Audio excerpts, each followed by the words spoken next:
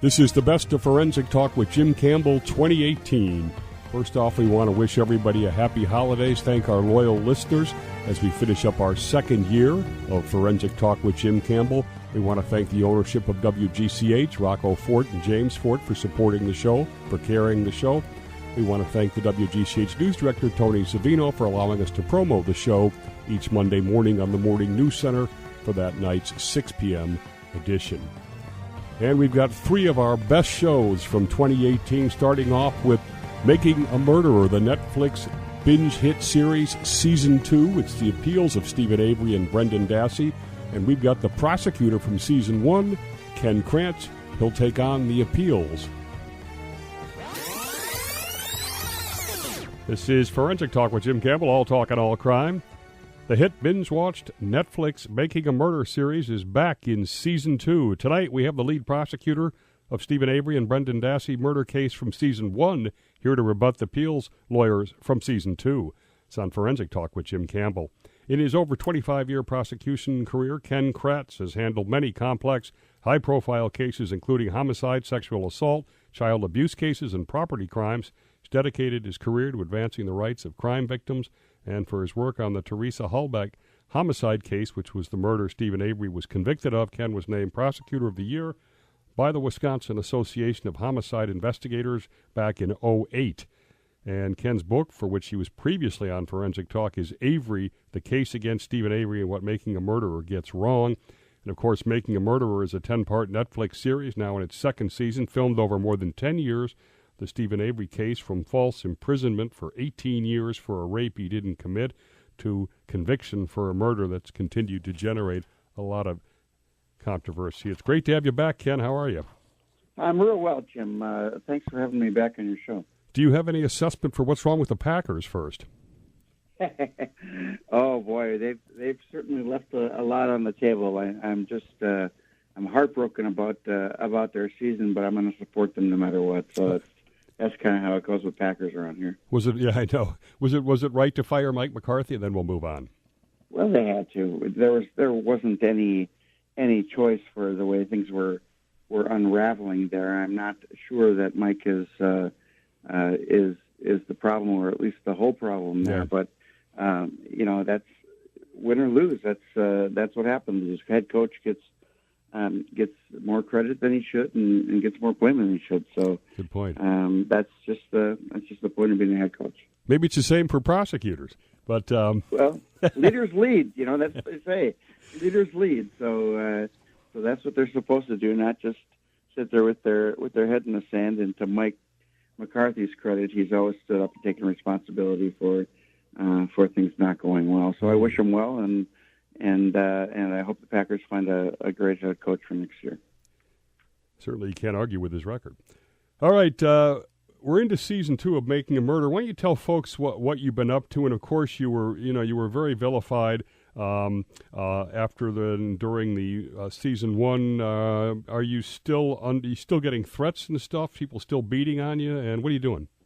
Well, sure. The threats haven't stopped. In fact, with the second round of Making a Murderer, the threats were expanded to my wife and to those loved ones around me. There's no shortage of individuals on the internet are willing to take all of their information from a Netflix docuseries and not look into the facts, and then from how that's presented, how it is that myself and others are cast in that show to make a judgment about it, and then believe that additional consequence is necessary, whether it's simply harassment or something online or actual threats. And I think that's where the line gets crossed from individuals just stating their opinion and taking it to a much more troubling step of as I mentioned, harassment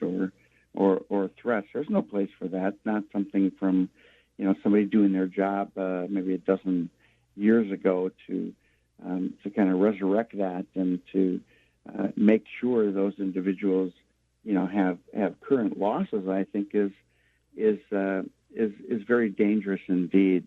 I lost my law firm because of the first season of Making a Murderer. As of March of 16, I had to close my law firm because of the harassment and things that my clients and my office were getting, and of course I'm heartbroken about that. Making a Murderer 2, the second season, does little to repair my reputation. In fact, it continues to take shots at me. It's unfortunate that I'm the one lawyer who's not involved anymore. I'm not, on the case. The other prosecutors are still on the case, and the fact that I am not involved anymore doesn't stop Kathleen Zellner, the filmmakers, and those responsible for the production from continuing to cast me as a villain, as being what they call responsible for the wrongful conviction or Stephen Avery being in prison. But I tell you what, Jim, I will stand on the work that I did, the investigation, the prosecution. I think in the Avery and the Dassey cases, but especially in the Avery case, was really well done, and I'm really, very proud of the work that the investigators and the prosecution team did in that case. And we'll say, for those that don't know the nature of the threats, I know one of them was the raping and killing of your daughter. As if people don't know, obviously, Stephen Avery had been in prison for 18 years for a crime he didn't commit, was in line to get a huge remunerative compensation from either the state of Wisconsin, I think, for the false imprisonment, and then for some reason is allegedly and convicted of a brutal murder. So let's just start off with that. Are you? I mean, he's given up all this money. He's been in prison all these years. Are you clear on a motive as to why he would suddenly do this? Well, the motive is probably what he told inmates when he was in prison for the first 18 years that he had served. He had promised to abduct and to rape and to kill young women when he got out of prison, and that's exactly what he did. So the fact that people are surprised by his behavior is kind of unsettling, because he said exactly that. He showed others in the prison system a drawing that he had been working on with another individual about a torture chamber, plans for a torture chamber that he had intended to build upon his release. He had told other inmates the best way to dispose of a body is to burn it. So when he makes these specific statements while still in prison, when he gets out and he follows through on those plans that he had, I don't know that anybody should be surprised. In retrospect, I always think that's kind of the point, isn't it, Jim, that the evidence that you're presenting is going to be prejudicial. It's going to be something that is, against the person that you're presenting it. And, of course, the relevance is what the judge ruled that just wasn't there. It wasn't enough of a connection. And the fear that the jury will look at somebody's past behavior and attribute that to present behavior is why judges don't allow that kind of evidence. But all of the 9 nuggets of evidence I believed were highly relevant. Unfortunately, the judge made a different ruling on it. Okay, let me jump to this then, right? Kathleen Zellner, who is the lead appeals lawyer for Avery, basically accuses you of character assassination and ethical violations by these kinds of statements that weren't admitted into court, nor was he tried on ever, such as the rape of the niece. What's your response to that? Well, I don't know how a dozen years after somebody's been convicted that she can continue to claim that there's some kind of prejudice or some kind of character assassination. Mr. Avery is in prison for the rest of his life. He does not have the possibility of parole. And when Making a Murderer and other productions try to paint this fellow as, some cuddly individual or somebody who is not an unrepentant murderer, which is exactly what he is, I've got a problem with that, Jim. So when people are lied to, when the audience, maybe 40 million of them, from watching Making a Murderer 1, is presented with an incredibly deceptive view of what had happened. I'm going to keep speaking out against it and keep pointing to the lies and the deception where I see them, because somebody has to, Jim. Somebody has to push back when documentaries or other entertainment mischaracterizes what happened in history, mischaracterizes certainly evidence that is verifiable and presented. And when these filmmakers simply made things up out of whole cloth, it's the kind of thing that you've got to push back against. All right, Teresa Halbach is a victim. I don't feel she gets much or fair or presence for what she suffered. I want you briefly to say, how was she killed? According to Brendan Dassey, she was shot up to 10 different times. Of course, they found 10 or 11 shell casings in the garage, and so the exact number of times that she was shot, I don't think they'll ever be able to determine. But what they can, I think, show is that she was killed as gunshots were the cause or the mechanism of the homicide. And I think it's clear when two different bullet fragments were found, one of them that had Teresa Halbach's DNA on it. I think it's incredibly problematic that Kathleen Zellner and others simply mischaracterize the evidence or suggest that the bullet has chapstick on it or whatever she suggests in Making Order 2, which is incredibly deceptive, as her own expert had indicated that the little bit of wax that was likely found on the bullet with the DNA on it is likely from prior ballistic testing that was done. The little wax on both ends is how they hold the bullet so not to destroy any lands or grooves that are on the bullet. The evidence of that. So knowing that there's an innocent explanation for why there's a little bit of wax on it, her expert told her that, she still chooses to mischaracterize that on Making Murder 2 as perhaps being Teresa Halbach's chapstick, which I think shows Kathleen Zellner's character. She's demonstrated a willingness to mischaracterize evidence, to misrepresent facts to not just the court, but in this case, the viewing public.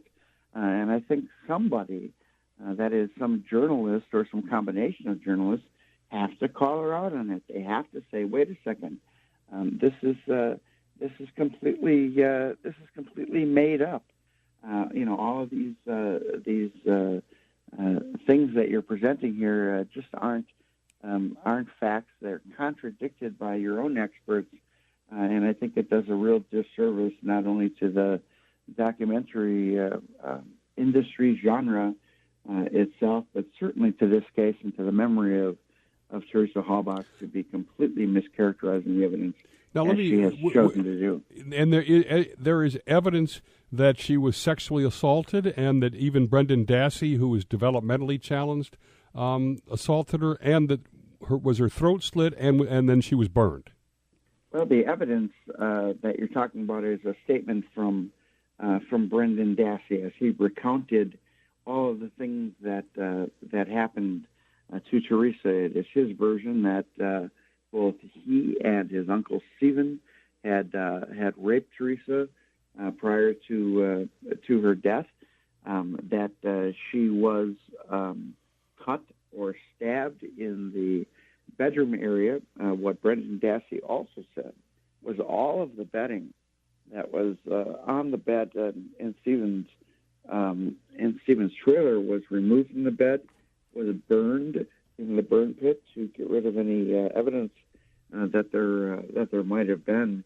And so, there wouldn't have been, this carnage, this there wouldn't have been any blood, in other everywhere. words. Yeah. Of course not. And but they continue to mischaracterize that as a possibility. What we do know is that she was shot.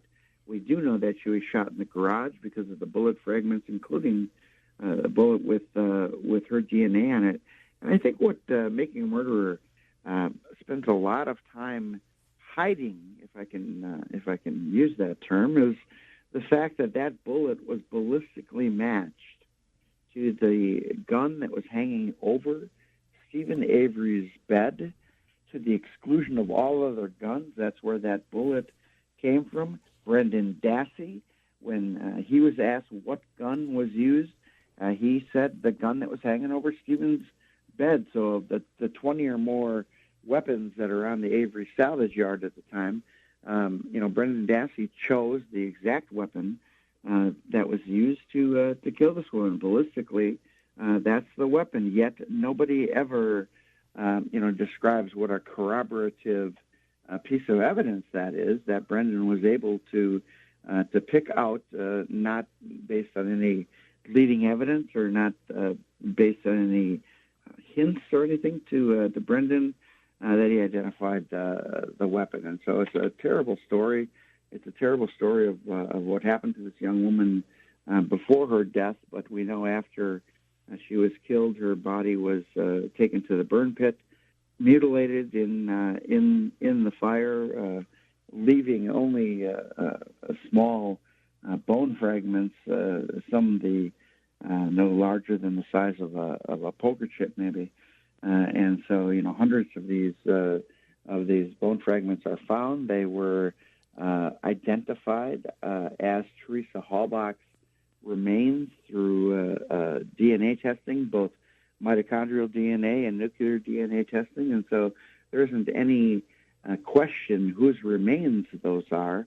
And it's difficult, I think, almost impossible for Stephen Avery to suggest that somebody snuck those bones onto his property, that burned them for, up to 3 or 4 hours in the burn pit, apparently without him noticing, anybody else noticing on the Avery salvage yard. And that's so contrary to not only common sense, but to the facts of the case. There was no other fire that Stephen Avery had on his burn pit. There was, however, a fire on the 31st, the day that Teresa was abducted and killed, and I think that's a lot more than just a coincidence. It's this big fire that destroyed the evidence. Stephen was found standing next to, or witnesses testified he was standing next to the fire, and isn't any question at all that he was the person that was responsible for disposing of that evidence. And so I'm not sure how the defense, Kathleen Zellner included, continues to hide that evidence or to disregard that evidence. There's other things, of course, Jim, that are in Making a Murderer 1 and 2 that are inaccurate, but there's a lot of things that are hidden, that are omitted from the evidence, including Teresa's own phone and her camera and her PDA, which are found burned in Stephen Avery's own burn barrel. Making a Murderer decides not to even mention that as a centerpiece of the state's prosecution against Stephen. Yet, apparently, they don't want the audience to know that her camera and her phone were burned by Stephen Avery, witnessed by 2 witnesses. Stephen burning things in that burn barrel that afternoon that Teresa was killed. And so when it doesn't fit their narrative, these filmmakers simply choose to ignore it or to hide the evidence from the audience. And I think that really does a disservice to the evidence that was presented to convict Stephen. Ken, thanks for your time. I hope the Packers turn it around, and I hope you're able to turn around and use your law practice again, because it seems that maybe the biggest victim of the whole thing, obviously besides Teresa, ends up being you. Yeah. Well, thanks very much, Jim. I appreciate the kind words, and and I hope your listeners enjoy some of the insights. Thanks, Ken. Attention small business owners. Growing your business can be tough. Just when you thought you were making money, you found out that you owe the government money. And now that you owe the IRS their cut of your business profits, you may be broke. And if you don't take things seriously, you could go to jail or have your business shut down. But you do have an option. If the IRS is threatening you for unpaid taxes, call the Tax Resources Network. Their tax professionals and ex-IRS agents have over 23 years of experience dealing with the IRS, saving business owners and the self-employed millions in tax dollars. Let us negotiate with the IRS on your behalf. We may be able to reduce your tax debt for a lot less than you owe, help with the IRS audit, and even criminal investigations. If your business owes the IRS $15,000 or more and the IRS is threatening you, don't wait and let your business get shut down or worse. Call for a free consultation. Call 800-910-4980. 800-910-4980. That's 800-910-4980. Again, 800-910-4980. It's the 20th anniversary of the Clinton impeachment, and we've got Ken Starr, the special prosecutor, who looked into the Clinton scandals, including the Monica Lewinsky scandal, the Paula Jones scandal. We've interviewed all of those folks. Ken Starr on the Best of Forensic. The inside story of the Starr investigation of the Clintons that ultimately led to the impeachment of a president. Was it contempt of the law by the Clintons or an overzealous prosecutor going after private behavior? We'll look into the Whitewater, Monica Lewinsky scandals, and others with the independent counsel, Ken Starr. Welcome, Ken. Honor to have you. Thank you. I'm honored to be with you. So let me ask you, I voted for Clinton at the time, and now we've had this hashtag #MeToo movement, and this behavior looks even worse when you put it into today's setting. Do you think he should have resigned at the time? I think he would have resigned had the information come out much more quickly than it did. Should he have resigned? Well, I think he was in contempt of the rule of law going back to his Arkansas days.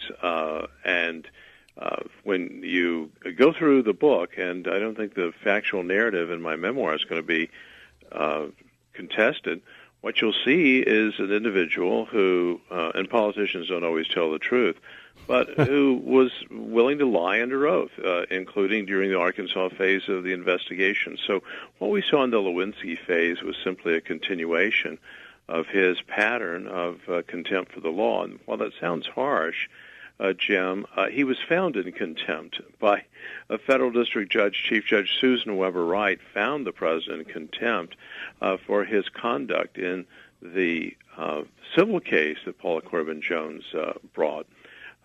So just a pattern and practice of utter contempt for the rule of law. So this sort of dichotomy view that he was nailed for sex versus abuse of power, obstruction of justice, and perjury, you obviously come down on that side. Do you think he was impeached for lying about sex ultimately? He was impeached for lying to a federal grand jury. Now, the subject matter did have to do with the subject matter was what it was, okay? But you say, well, someone lied about his or her business dealings. What do you expect the person to do? Look, we either have a system of rule of law, and it applies universally, or we say, well, we just have exceptions, so let's repeal the laws against sexual harassment. Let's just say you get a free pass if any questions go to matters of privacy, and that's not rule of law. That's just, what shall I say, creating arbitrary exceptions that will deprive individuals of their rights to seek redress in courts of law. Let me ask you this. Why are you writing this a quarter of a century later? And do you think, by the way, because it is coinciding with the hashtag #MeToo movement, it'll be looked at differently? I think so. First of all, the 20 years, I was pretty busy. You were kind enough to describe some of my activities since I left the investigation. So my personal circumstances when I left Baylor were such that I was able to write a book. I wrote a book about my Baylor experience when I left the Supreme Court, a job of arguing cases for the Justice Department of the Supreme Court. I wrote a book about the Supreme Court. So I had the flexibility, but the time was right in light of the fact that the 20th anniversary was coming up. And it's one of those milestones that I think people have paused to look at. So I actually began the project before the Me Too movement got started, but that has just, I think, shined additional light on the behavior and to say, well, in the workplace, what is the responsibility and the accountability factor for a powerful man, consensual relationship, as the First Lady, as Secretary of State Clinton recently emphasized in an interview. Yeah. No one has said that this was, what shall I say, an unwanted relationship, but it nonetheless was a power relationship, and we are looking at that differently these days. And I want to mention Juanita Broaddrick and Paula Jones first. I said I voted for Clinton, but I've interviewed both these women, and they are 100% credible. And David Kendall denied the Broaddrick claims when he was Clinton's lawyer. He also intimidated you. You'll talk about that, I'm sure. But what people don't realize is that Clinton showed up at her place at a nursing home she owned and apologized to her. So that ends up being a lie, too. Paula Jones, I found to have no guile whatsoever in her things. I don't know what you think of both those women and their impacts. Well, I've never met either Paula Corbin Jones or Juanita Broaddrick, but those who have, and so here you have, so you've got a better basis for assessing credibility. I find them very credible, and I do remember vividly the story breaking about Juanita Broaddrick, and Lisa Myers of NBC News, who's since retired, broke that story. And so here's a very important point. It's my understanding that NBC tried to stop the story of their own reporter. Yes. Now, would that happen today? I doubt it, regardless of political party. But I think President Clinton, as governor, was essentially given a pass. Let me ask you this, which is interesting. We've just had this huge sexual harassment challenge emerge out of the Supreme Court hearings for the Judiciary Committee. Brett Kavanaugh was actually part of your team. Talk about him. Yes, Brett was a young lawyer who I recruited first to my law firm, and then when I was appointed as independent counsel, and he was still serving as a law clerk to Justice Kennedy, I had lunch with him, and over iced tea and Mexican food, I said, Brett, I would really, now Justice Kavanaugh, I really need your help. And so, yes, he came on board. He was a key architect of the report on the death of Vincent Foster Jr., who, by the way, did commit suicide at the place where his body was found. It's a terrible tragedy. And then he was also with me during the Lewinsky phase of the investigation and was just, first of all, a person of complete integrity, honor, treated everyone with respect, extremely popular, likable, a brilliant lawyer. I think the nation has seen that. So I believe Brett Kavanaugh, it's as simple as that. He said it did not happen, and I've never said a word. I will never say a word against Dr. Ford. But listen, I've been involved in the Innocence Project. Innocent people get accused and convicted of crimes that they did not commit. Mm-hmm. So I think we just have an issue here of not just he said, she said, but he has corroborating evidence, including his calendar, and he has witnesses who said, no, this just did not happen. And frankly, there was a failure of corroboration on the other side. So the evidence pointed entirely, as I see it, not entirely, but overwhelmingly in favor of Brett Kavanaugh. And I think it came down just to a question of politics. Who do I want to believe, as opposed to what is the fair and just resolution of this contested set of facts? And I think he wins. Yeah, I have to say, I personally think that drinking played an issue in this stuff, and that he did a little bit more drinking than he let on. But again, we're not going to be able to determine that.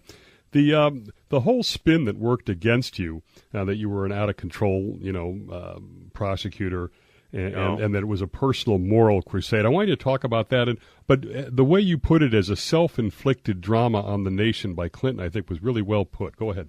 Thank you. Well, that's right. This was all spin. Howard Kurtz, then of the Washington Post, wrote a very fine book called Spin Cycle Inside the Clinton Propaganda Machine. Every White House has a spin machine, but I will tell you this. The Clintons were absolutely skillful and ruthless at attacking anyone who got in their way, and I was viewed as getting in their way, even though I was appointed by a court of law to investigate possible crimes, and that's exactly what I did. And yet the tables were turned, and people like James Carville mocking my faith, which I think the press should have recoiled at. I think the American people should have risen up in righteous indignation and said, you know, the Constitution of the United States forbids any kind of religious test or oath to hold any office, but that's what you're attacking him for.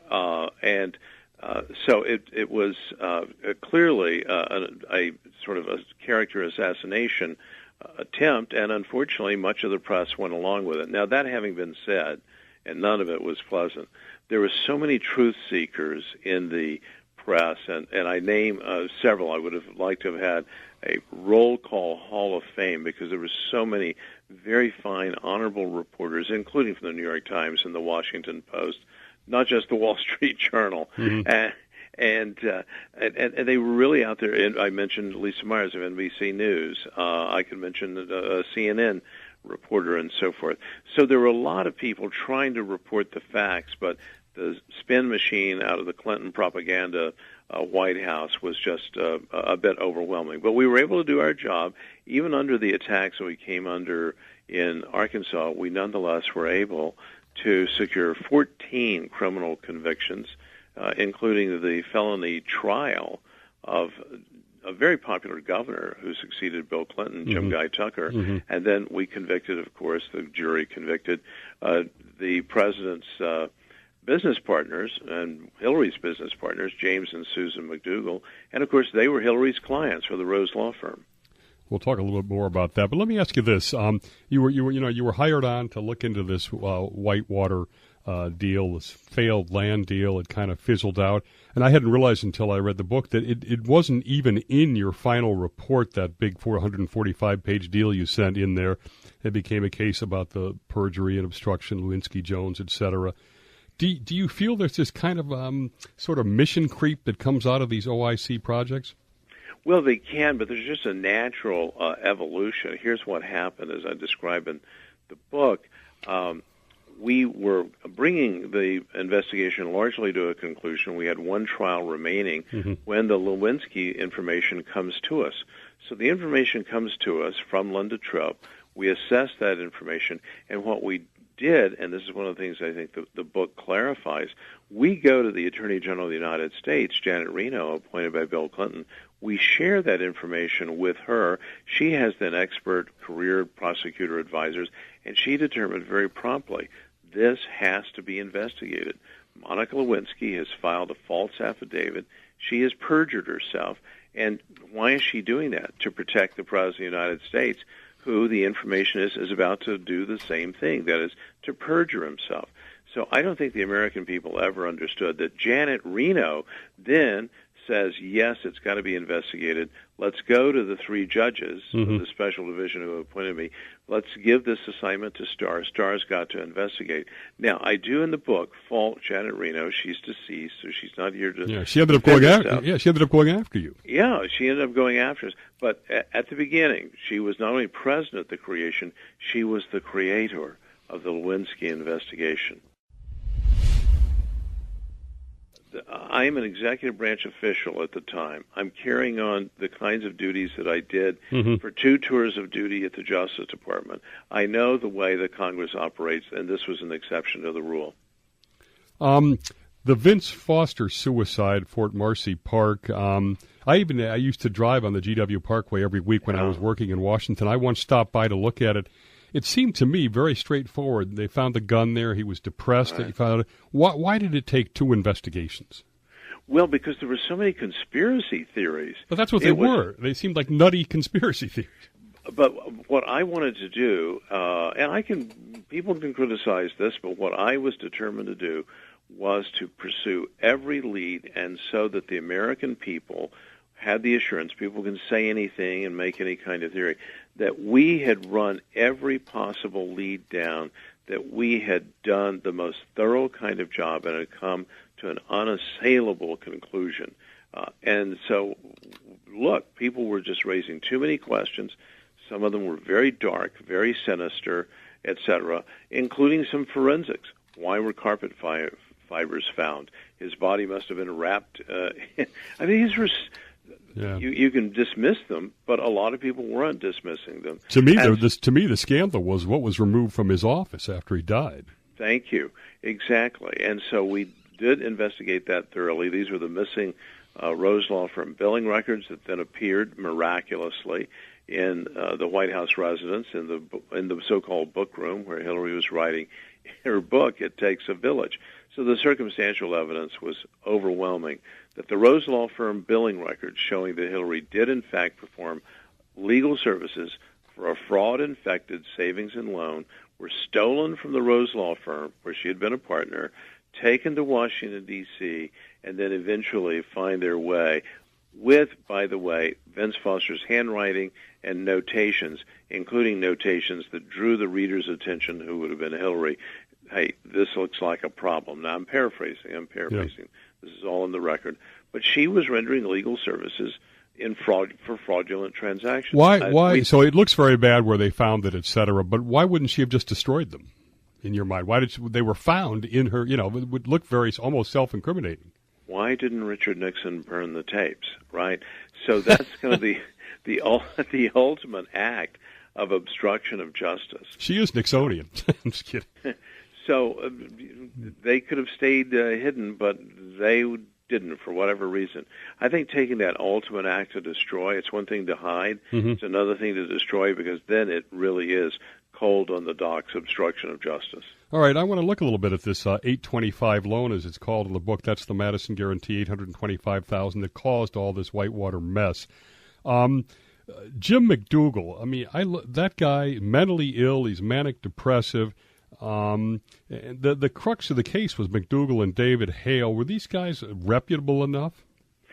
Not to bring charges against Bill and Hillary, but we felt that Jim McDougal, once he had been convicted and began cooperating, was truthful with us, and he guided us in direction. We found some documents that he guided us to in a vast warehouse. The documents were in a state of disarray, and you can imagine savings and loan, zillions of documents.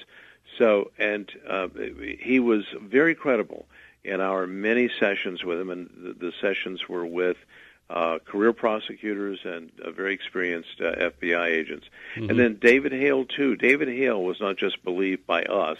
He testified for 6 days in the trial, and he implicated Bill Clinton specifically as pressuring him to be involved in these fraudulent loans. But there was another one, too, and that was Judge Bill Watt. His name's been lost.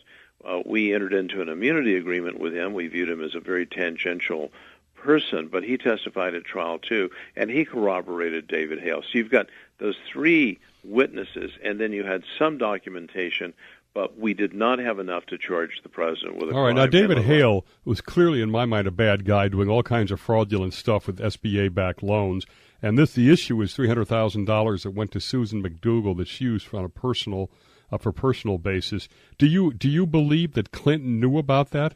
Yes. Based on David Hale, or no, David Hale, Bill Watt, and Jim McDougal. Do you believe that Clinton knew that it was being used for fraudulent purposes? Yes. You do believe that? Yes. Do you believe? We simply did, and my prosecutors believe it. It's just can you prove it? Coming next, we'll look into Paula Jones' prom night Webb Hubble as well. Stay with us.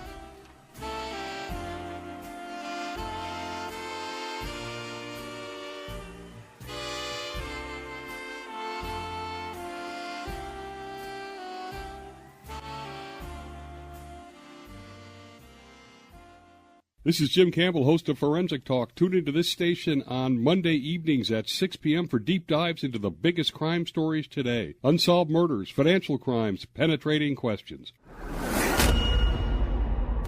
I'm John Iannuzzi, producer of Forensic Talk with Jim Campbell. Each week, you'll hear in-depth interviews, whether it's Bobby Kennedy Jr. on his claims his cousin Michael Skakel is innocent of the Moxley murder, or a brutally honest conversation with Kathleen Willey, one of the women alleging sexual assault in the Clinton Oval Office, or the first interview after prison with an insider trader from the Raj Rajaratnam biggest insider trading scandal in Wall Street history. That's Monday night at 6 p.m. We'll bring you the facts, the forensic, both sides of the story, from insider trading to crimes of passion. Forensic Talk with Jim Campbell is brought to you by Park City Productions. Like us on Facebook, subscribe to our YouTube channel, and follow us on Instagram. That's Park City Productions 06604. And finally, Forensic Talk with Jim Campbell got the only exclusive interview with Bruno Exil, better known worldwide as the London Whale. While $6 billion of trading for J.P. Morgan, was he a rogue, out-of-control trader, or was he a fall guy for senior management at J.P. Morgan? Joining us from London is Bradley Hope, reporter for the Wall Street Journal covering finance and malfeasance, of which there's apparently a fair amount of. Spent 6 years as a correspondent in the Middle East, where he covered the Arab Spring uprisings. He was detained by authorities in Bahrain, reported from the front lines of the Libyan civil war, tear-gassed in the Egyptian Arab Spring uprising, and he's the author of The Last Days of the Pharaoh on the Final Days of Egypt's President Hosni Mubarak. His co-author, Tom Wright, is a Hong Kong-based correspondent for the Journal. He was one of the first journalists to arrive at the scene of the raid in which the Navy SEALs killed Osama bin Laden. And together, their new book is The $1 Billion Whale, the man who fooled Wall Street, Hollywood, and the world. Welcome from London, Bradley. Thank you very much. So the $1 Billion Whale refers to this young Malaysian financier called Joe Low. He just turned 37 years old the other day. And at the time, at his peak, during the period that our book's about, he was in his late 20s and early 30s. And he was this kind of no-name figure, who is now a big-name figure, that was behind what U.S. and other investigators believe is one of the greatest frauds that ever was pulled off, where they basically siphoned away upwards of $6 billion from this sovereign wealth fund. And all of the money that was stolen was actually borrowed money that Goldman Sachs helped Malaysia borrow. And it's having these endless ramifications, including, the Malaysian government has changed, and there's been all kinds of impacts. We're going to go through those. The breaking news is that Goldman Sachs had let go of the managing director, the partner that was in charge of this relationship and brought in all these fees, Tim Leissner, and kind of positioned him as a rogue guy. Well, Leissner's testimony has now come out. And maybe you can take us through it. It does sort of implicate Goldman. Yeah, well, for a long time, we didn't really know what was the full picture of Tim Leissner. Among the people that had been involved in this whole scandal, he's been a little bit of a darker character for us. Darker in the sense we didn't really know his full story. And what happened was he was put on leave when the 1MDB scandal kind of blew up. And they found that he had written this letter that was unauthorized, and it gave them a reason to sort of essentially fire the guy. And at the time, it didn't seem like that big of a scandal for him. He wrote a letter he wasn't supposed to write, and it wasn't even clear he ever sent the letter. But over time, things have started to emerge that gave us a clearer picture. And last week was the ultimate moment in that kind of clearing picture, because he pleaded guilty to basically being a key participant in this fraud and from the very beginning. So from the beginning of this Malaysian fund, he was getting money in an offshore account, paying it in bribes to other officials, and he pled guilty. And so it's really just, and it was an incredible moment. And the ramifications keep coming for Goldman, because in some of the court documents from the Department of Justice, he mentions other people at Goldman knew about this was going on. One of his underlings is also under arrest in this case, but and then another guy was put on leave because he was essentially, without naming him, mentioned in Leissner's plea, saying that this guy knew about it as well. And then the latest news that come out was that Lloyd Blankfein, the former CEO of Goldman, met this Joe Low character on at least 2 occasions. And there's all kinds of stuff. It just keeps coming. There's a lot of detail about what was going on in Goldman, how this was approved, and it's becoming a big Goldman story. Yeah, we've seen in the past that if you indict criminally a bank, it often means it's over with. In any of these cases, like I think of like the Steve Cohen kind of insider trading investigation. Yeah. There's sometimes there's obviously the best evidence is about one guy doing a particular thing. And the hardest evidence is to prove that people higher up have any knowledge of anything. So I think maybe they always assumed that and they would have full access to the inside emails of Goldman, so they would know there was no apparent information that showed that there was like this widespread conspiracy within the bank. But I think that's actually not the test, because there is just so many opportunities that Goldman had to detect that this guy Joe Low was heavily involved in all these deals. And yes, Leissner lied to people and told them he wasn't involved. But if anybody was doing like just an ounce of proper due diligence on these deals, they would have known something was up. Even one of my favorite ones, 1MDB, and so basically 1MDB was controlled by Joe Low from behind the scenes. Even though he didn't have a role there, everyone kind of reported to him, and because he had this relationship with the Prime Minister of Malaysia, and this fund was the Prime Minister's fund. 1MDB told Goldman, look, when we raise this money, the billions of dollars, we want you to transfer it to our account in this tiny Swiss bank in Switzerland. And even Goldman's lawyer said, are you guys sure? This sounds a bit funny. And they're like, no, it's fine. So there's just a lot of that kind of stuff that happened at Goldman. And we should say, we'll talk about Goldman later too, but this whole thing appeared to me to be really rooted in the failure of monitoring the global flow of funds. And you have money laundering, offshore banks not following laws, corruptions, law firms involved. You use a figure $32 trillion of money laundering, which is bigger than the U.S. and China's GDPs. Is this rooted really in the failure of the system to figure out how to control these flow of funds? The global financial system is kind of assumes that deals between countries, between Sovereign Wealth Fund A and Sovereign Wealth Fund B, are going to be big ticket numbers. And so when there's $700 million going this way and $1 billion going that way, and they're saying, no, don't worry, this is Malaysia, the government of Malaysia's money, this is their Sovereign Wealth Fund. There was kind of this assumption that that's how things work, because you can imagine being the guy who's seeing these flows. It would be pretty hard to imagine that someone just stole $700 million in the course of like 10 minutes. So that's one level. But then the higher level, I think this year it's becoming ever more clear, is that for a long time, especially the Western kind of leadership countries when it comes to the global financial system, have allowed this offshore opaque system to get larger and larger and larger. And it depends on all these different pieces, offshore secrecy companies, banks that don't do proper compliance. But it's an incredibly large system, and it's so big now that to turn it back, it's almost going to be a monumental task, because all of that money will fight the effort to turn things back. Even this, I'm not sure if you followed this case in Europe called Danske Bank, this Danish bank. They had this tiny Estonian branch that over the course of 9 years saw $200 billion flow through it. Jeez. That they now think is probably all suspicious. So most of it from Russia. So this tiny branch was doing that. You can imagine what else is going on out there.